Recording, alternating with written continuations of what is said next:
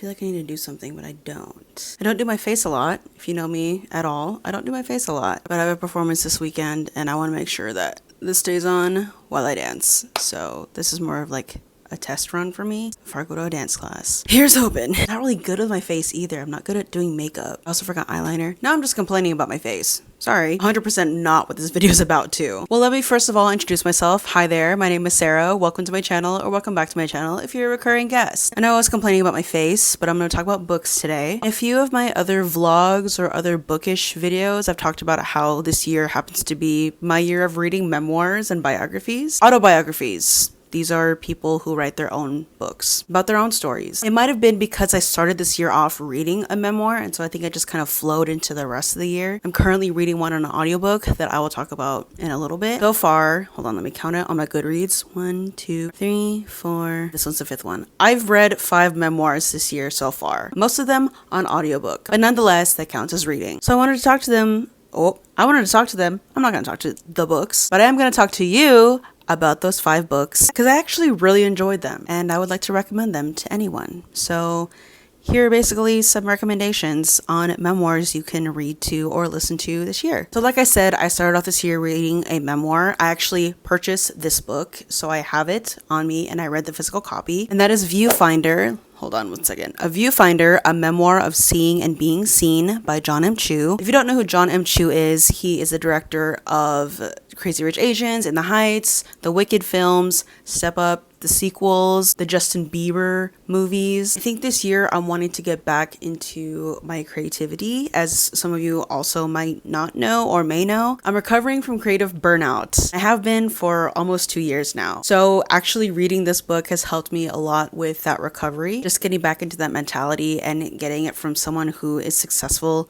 in the business and whose story and journey has been super long and through a couple of tumultuous events. Also, as someone who is first generation Asian American, I got to relate a lot to his story. Also a big fan of his work, so that helped me get into it a little bit more. I did like the structure of it. It felt very him. From the interviews that I watched him in, he seems very eloquent, very put together, very well spoken. You can tell there's a little bit of a tech nerd in there. He is from Silicon Valley in California, so that very much shines through in his writing and the experiences he talks about. It almost felt like a TED Talk in book form. Yes, he is a filmmaker and yes, he's an artist, but I like how he didn't only just speak to other creatives who might be reading it. He's also a father and a husband and a son, and he talks about being the youngest in his family. So he translates a lot from his career journey into his personal life and his personal experiences and how both of those actually intermingle for him, which for a lot of great artists, that's just how it goes. Highly recommend this one. On Goodreads, I give this 5 stars, but I wish I could give it 6. It was so good. The next one that I read is actually one that I finished reading this year, and I started about 2 years ago. So this was a couple years in the making. I finally finished reading I'm Glad My Mom Died, which is Jeanette McCurdy's memoir. A lot of people have been talking about it. A lot of people love it. A lot of people grew up with her on TV, such as myself. So it was very interesting getting to know that much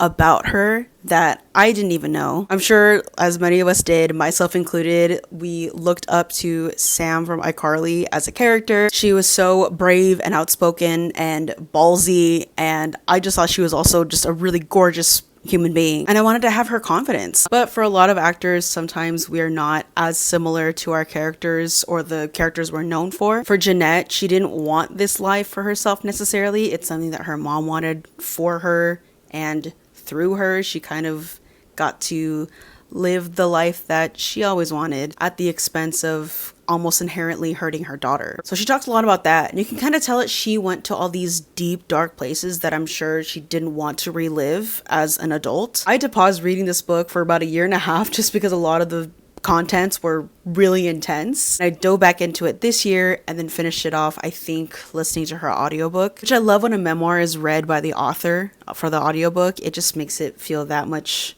more personal and almost feels like your friend is telling you their life story. Oh my god, okay, I also listened to The Third Gilmore Girl by Kelly Bishop. If you don't know who Kelly Bishop is, you've probably never seen Gilmore Girls or Bunheads or A Chorus Line on Broadway. She plays Emily Gilmore famously on TV, and her whole life and career is so crazy and out there, but that just showed how fulfilled she is as an actress, as a dancer, as a performer, as a person. She was just so bold in how she lived her life. Like if she wanted something, she would do her best to go get it. But she also has this very empathetic heart for people and those that she cares about. And her relationship with her late husband. When I heard all of that, because I listened to the audiobook of this one as well, when I heard that chapter and the chapters of her talking about her late husband, I was like, oh my god, the standard for men. There he is. For all of us Broadway nerds, her life and career is modeled in the character of Sheila in A Chorus Line. And if you know that character,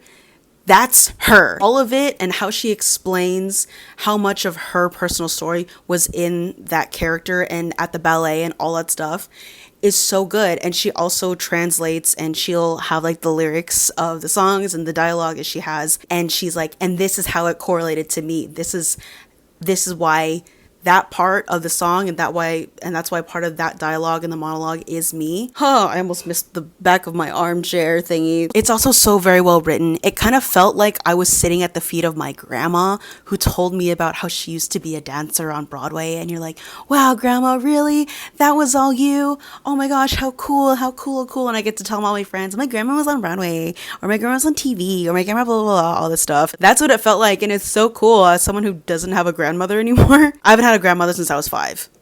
It's fine. It's just a story, her story of pushing forward boldly and knowing what you want and going to get it and then having new dreams after that. So good. Highly recommend that one. The next one that I also audiobooked is called Over the Influence, a memoir by Joanna Jojo Lovec.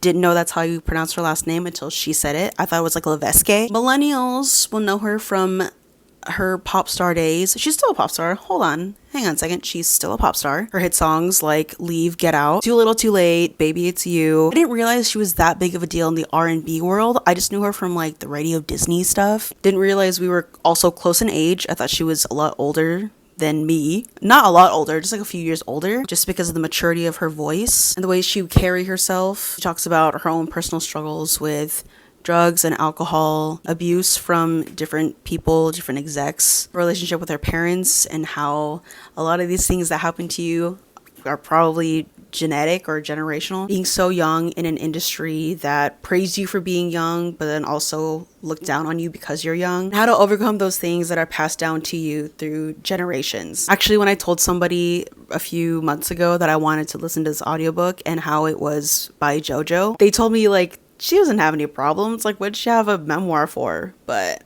I also told them that you don't really know someone's story until you hear it. And I'm curious about her story. I forgot to give the rest of the ratings. Hold on one second. What did I give? I'm glad my mom died. I gave it 4 stars. I gave the third Gilmore Girl 5 stars. I think I gave Over the Influence 4 stars. I also was telling a coworker recently that I was listening to this audiobook and I asked him, do you know who JoJo is?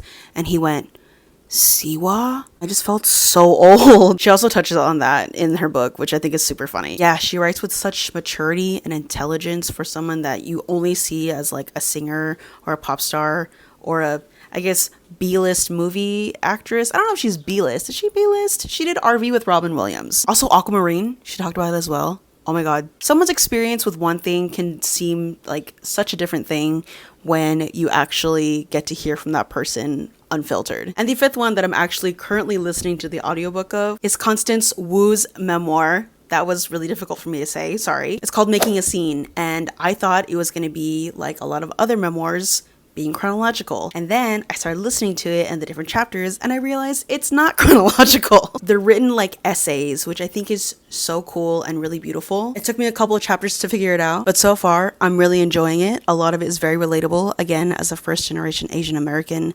woman who is an actress and in the industry as well. Because I'm listening to this audiobook right now, a lot of it is pretty fresh. There's a chapter in there called You Do What I Say or something like that. I think a lot of us know this story because this broke out in big time news. And there's a part in her audiobook where she starts getting choked up and you hear it in her voice about this time in her life that everyone thought was really cool and really big and just probably the most amazing thing that's ever happened to her. But at the same time, she was going through something that was very challenging and difficult, and it was skewing the happiness that she could have fully felt during this big moment or time in her life. And this was at the start of the Me Too movement, where women were starting to finally feel safe to speak out. So far, I'm very much enjoying it. I also do need to take this book in increments because it is so deep and intense, and a lot of it has hit really deep for me personally, but I'm hoping to finish it at some point this week. So maybe when this video's out, I'll be done with it. So far, I'm in between giving it 4 or 5 stars. So that's it for all the memoirs I've been reading so far this year. Please give me suggestions in the comments. I'm enjoying reading memoirs and listening to the audiobooks as I commute to my job. Let me know if you have read any of these memoirs or autobiographies or anything as well. Let's nerd out in the comments. Thank you so much for hanging out with me today. Subscribe so we can hang out some more, and I'll see you on the next video. Bye.